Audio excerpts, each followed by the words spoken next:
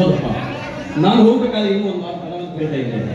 ಆದರೆ ಮೇಲಧಿಕಾರಿಗಳಿಂದ ಕರೆ ಬಂದಿದೆ, ನಾನೀಗ ಹೋಗಲೇಬೇಕು. ನಿನ್ನ ಹೆಂಡತಿ ಗರ್ಭಿಣಿ ಅದಾಳ. ನಾಳೆ ಹೆರಿಗೆ ಸಮಯದಾಗ ಯಾಕಿನ ಹತ್ರ ಇರ್ಬೇಕಂತ ಎಲ್ಲ ಹೆಣ್ಮಕ್ಳದು ಆಸೆ ಇರುತ್ತಪ್ಪ.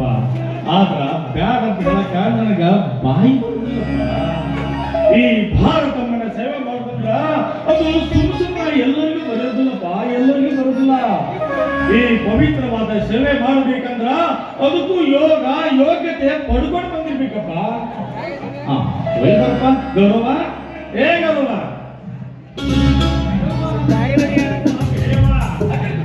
ಎಷ್ಟು ಕಾಲ ಹಾಗಿರುತ್ತೆ ಅವನಿನ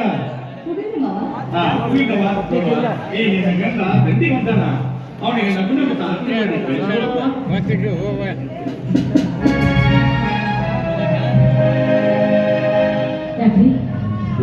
ನೀವು ಇವತ್ತ ಹೋಗ್ಬೇಕು. ಮುಗ ಸ್ವಲ್ಪ ಮಾಡಿಲ್ಲ. ಈ ಗಂಡ ಸೈನಿಕ ಹೋಗುವುದಕ್ಕೆ ಇಷ್ಟವಿದೆ. ಗೌರಿ, ನಾನು ಸೈನಿಕ ಹೋಗ್ಬೇಕಾದ್ರೆ ನಗುನಂತ ಕಳಿಸಿಬಿಡಿ. ಈ ನನ್ನ ಗಂಡಗ ಸಾವು ಎದುರಿಗೆ ಬಂದರು ಎಂದು ನಾಳೆಯ ದೇಹ ಬೀಳಿ ಅವರ ರಕ್ತವನ್ನು ಈ ನನ್ನ ತಾಯಿ ನನಗೆ ಸಮರ್ಪಿಸಿ ವಿನಾಶಾಲಿಯಾಗಿ ಬರೆದು ಸಂತೋಷದಿಂದ ಹಾರೈಸಿ ಕಳಿಸಿಬಿಡುತ್ತದೆ.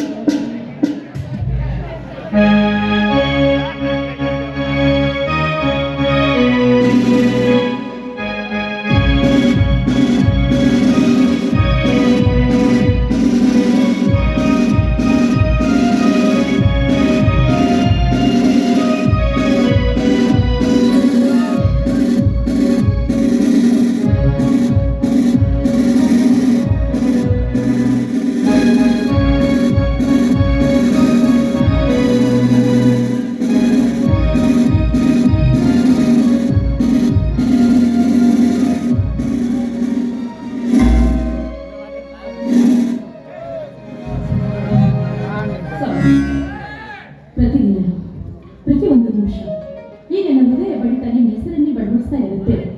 ನಿಮ್ಮ ಹೆಂಡತಿ ಬಗ್ಗೆ ಸ್ವಲ್ಪ ಕಾಳಜಿ ಇರಿ, ಸಮಯಕ್ಕೆ ಸರಿಯಾಗಿ ಊಟ ಮಾಡ್ತಾ ಇರಿ, ಆಗಾಗ ಫೋನ್ ಮಾಡ್ತಾ ಇರಿ, ಮರಿಬೇಡಿ. ಹುಷಾರ.